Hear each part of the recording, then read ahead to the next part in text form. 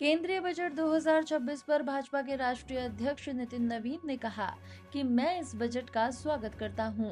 माननीय निर्मला सीतारमण जी ने 9वीं बार बजट पेश कर गुड गवर्नेंस का प्रतीक प्रस्तुत किया। ये बजट पीएम का जनता में विश्वास दर्शाता है और साथ ही वैश्विक अस्थिरता के बावजूद 7% ग्रोथ रेट और नियंत्रण मुद्रास्फीति से जीडीपी मजबूत हुआ है।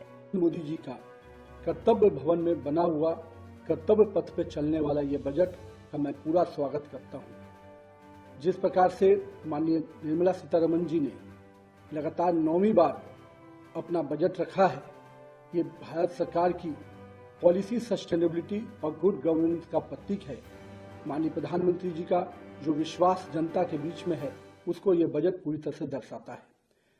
हम लोगों ने देखा कि किस प्रकार से माननीय प्रधानमंत्री जी का सबका साथ सबके विकास के जो मूल मंत्र हैं, वो इस बजट के पूरे विस्तार में दिखता है। साथ ही साथ विकसित भारत 2047 के बनाने का जो सपना माननीय प्रधानमंत्री जी ने देखा है, उसके लिए भी ये संकल्प से सिद्धि वाला बजट है। इस बजट में जहां भारत के वैश्विक अस्थिरता के बावजूद भारत का जो ग्रोथ रेट है, जो 7% लगातार बढ़ रहा है, ये दिखा रहा है कि किस प्रकार से हमने अपने जीडीपी को लगातार मजबूत किया है और साथ ही साथ इन्फ्लेशन को भी अपने कंट्रोल में रखा है। ये इस दिशा में दिखाता है कि हमारे बजट में किस प्रकार से डेप्थनेस है, सबको लेके चलने का हमारा जो विश्वास है और सभी इंफ्रास्ट्रक्चर प्रोजेक्ट को मजबूत करने का जो हमारा विश्वास है, उस पर यह बजट काफी आगे दिख रहा है। युवा शक्ति को मैं मान सकता हूं कि युवा शक्ति ड्रिवन बजट है। इस बजट में जहां इंफ्रास्ट्रक्चर के ग्रोथ के पूरी तरह से मैन्युफैक्चरिंग यूनिट को आगे बढ़ाने का प्रयास किया गया है, इस बजट के में नए रोजगार के सृजन के अवसर को उत्पन्न किया गया है। मैं मानता हूं कि जिस प्रकार से सेमीकंडक्टर, इलेक्ट्रॉनिक्स, स्पोर्ट्स, बायोफार्मा, ऐसे कई अन्य क्षेत्रों को जिस प्रकार से सरकार का इंसेंटिव मिला है, कहीं 40,000 करोड़ का सेमीकंडक्टर्स के क्षेत्र में, 10,000 करोड़ का बायोफार्मा में जो सपोर्ट सिस्टम खड़ा हुआ है, ये सपोर्ट सिस्टम स्पष्ट रूप से सरकार की इस मंशा को दोहराता है कि हम नए रोजगार के सृजन की दिशा में आगे बढ़ रहे हैं। साथ ही साथ इस बजट ने महात्मा गांधी के ग्राम स्वरोजगार पहल को भी दिखाया है। इस पहल से जहां हमारे बुनकर, हमारे छोटे कुटीर उद्योगों को इसका लाभ मिलने जा रहा है और ग्रामीण क्षेत्रों के रोजगार को मजबूत करने की दिशा में यह बहुत बड़ा कदम है। साथ ही साथ टूरिज्म और कल्चरल सेंटर को भी विकसित करने का जो सपना माननीय प्रधानमंत्री जी देख रहे हैं, लगातार उस दिशा में सरकार का ये बजट उस पहल को दिखा रहा है। साथ ही साथ हम कह सकते हैं कि 20 नए वाटरवेज के निर्माण का जो पहल है, वो कहीं ना कहीं हमारे नए ट्रांसपोर्ट के दिशा को खोलता हुआ बजट दिख रहा है।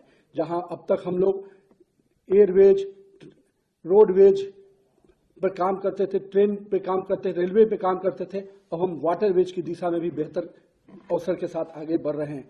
पटना और बनारसी को शिप रिपेयरिंग सेंटर के रूप में विकसित करने की जो योजना माननीय प्रधानमंत्री जी ने बजट में दिखाई है, उससे कहीं न कहीं इन इलाकों में भी बहुत बड़ा नए रोजगार के सृजन होंगे। हम कह सकते हैं कि नारियल के उद्योग को और जिस प्रकार से मछली पालन को बहुत बड़ी प्राथमिकता देना इस सरकार की स्पष्ट मंशा को दिखाता है कि हम हर वर्ग को, हर क्षेत्र को लेकर आगे बढ़ने की दिशा में आगे बढ़ रहे हैं।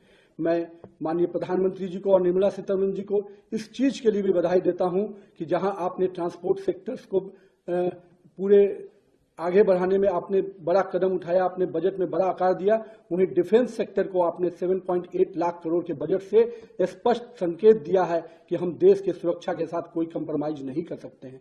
तो मैं मानता हूं कि इस बजट ने समाज के हर वर्ग को विकास के साथ जोड़ना, समाज के हर वर्ग को लेके चलने की जो मंशा माननीय प्रधानमंत्री जी की रही है, वो मंशा हम सबको दिख रही है। और हम कह सकते हैं कि आज के इस बजट से समाज का हर वर्ग, चाहे वो युवा हो, महिला हो, नारी हो, मध्यम वर्ग हो, सबके लिए माननीय प्रधानमंत्री जी ने इस बजट में आकार दिया है। इसके लिए मैं माननीय प्रधानमंत्री जी को और माननीय वित्त मंत्री श्रीमती निर्मला सीतारमण जी को बहुत बहुत बधाई देता हूं। इस बजट विकसित भारत के 2047 के सपनों को पूरा करने वाला बजट है।